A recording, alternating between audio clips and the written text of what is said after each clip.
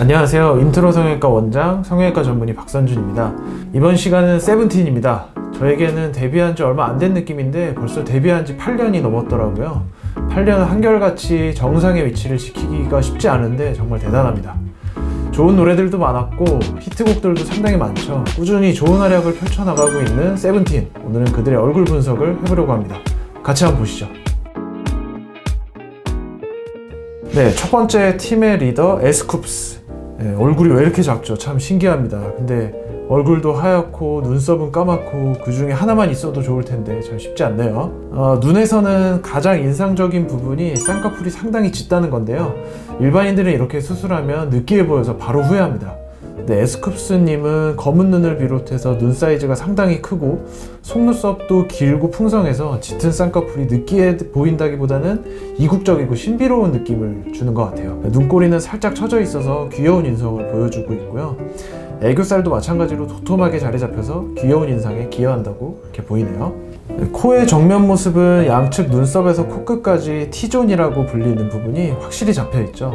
안구에 비해서 눈썹뼈의 돌출이 인상적으로 보입니다. 다른 부분이 좀 심심해 보이더라도 이 T존이 명확히 부각만 되면 얼굴에서는 포인트 확실히 보여줄 수 있죠. 에스쿱스님은 얼굴이 여백이 거의 없을 정도로 작은데 짙은 눈썹과 콧대 라인이 분명해 보여서 이 T존이 더 잘 부각돼 보이네요. 예전에는 이렇게 앞머리를 내리는 스타일링을 해서 귀여운 이미지를 좀 극대화했었던 것 같은데요. 요즘에는 이마를 살짝 보이면서 가르마를 타는 모습으로 성숙한 모습을 보여주고 있는데 시기에 맞게 스타일링도 참 적절하게 잘 하는구나 하는 생각이 들었어요. 네, 다음으로 살펴볼 멤버는 민규입니다. 머리를 이렇게 짧게 잘라도 잘 어울리는 사람은 보기 힘든 거 아시죠? 가장 눈에 띄는 건 윤곽 라인이었는데요.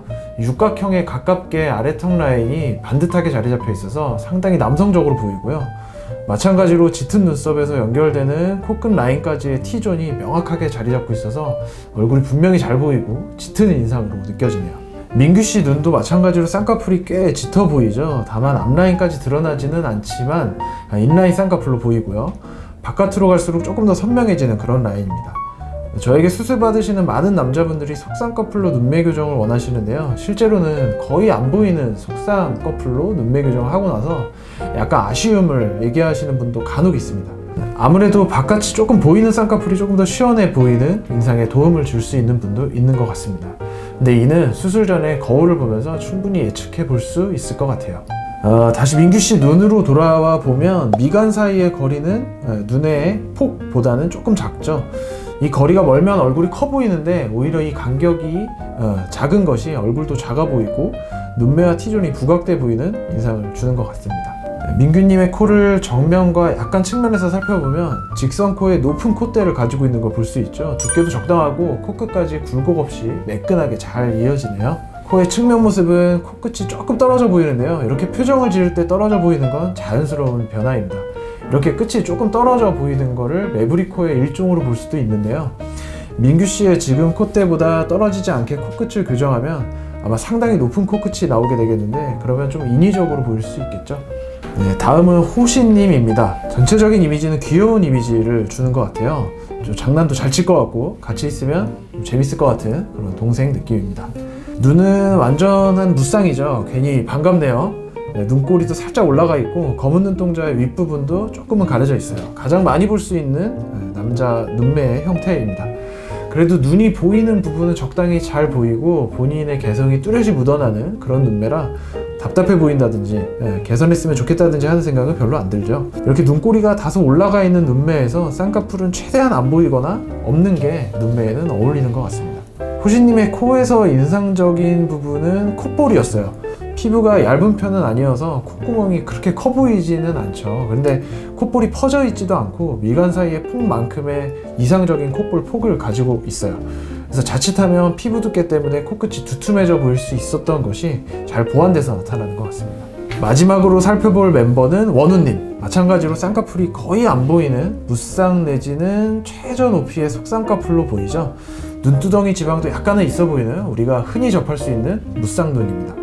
근데 눈의 가로폭이 커서 답답해 보인다든지 작아 보인다든지 그런 거는 없는 것 같고요. 눈 뜨는 힘도 시원시원할 것 같고 이렇게 무표정일 때는 다소 날카로워 보이는 인상이었다가도 웃는 표정을 지으며 순박해 보이는 모습으로도 보일 수 있는 것이 이런 무쌍의 매력이라고 보입니다. 코는 미간에서부터 시작해서 코끝까지 직선코의 형태를 띠고 있고 약간의 굴곡이 보이는 콧대 라인도 보이는데요. 전체적인 느낌에서 울퉁불퉁할 정도의 이질감은 주지 않고 주변의 콧대뼈, 얼굴뼈와 잘 어울리는 것 같아요. 오히려 저는 원우 씨의 콧대가 선이 굵은 느낌이라서 정면에서 봤을 때 남성적인 느낌이 더 드는 것 같습니다. 이런 굴곡은 수술해서든 가질 수는 없는 콧대 라인이죠. 코끝은 많이 유명하더라고요. 조금이라도 떨어졌으면 코가 아마 길어 보이고 중안면부가 길어 보였을 텐데 앞으로 쭉 뻗어 있어서 시원한 느낌이 들고 세련돼 보이네요. 네, 이렇게 세븐틴 멤버들의 얼굴을 분석해보고 매력을 살펴보는 시간을 가졌는데요. 각 멤버들의 능력치도 상당하고 아직 보여줄 게 더 많아 보이는 세븐틴의 미래를 응원하면서 오늘 마무리하도록 하겠습니다. 당신의 새로운 시작을 함께 인트로 성형외과 박선준 원장이었습니다. 감사합니다.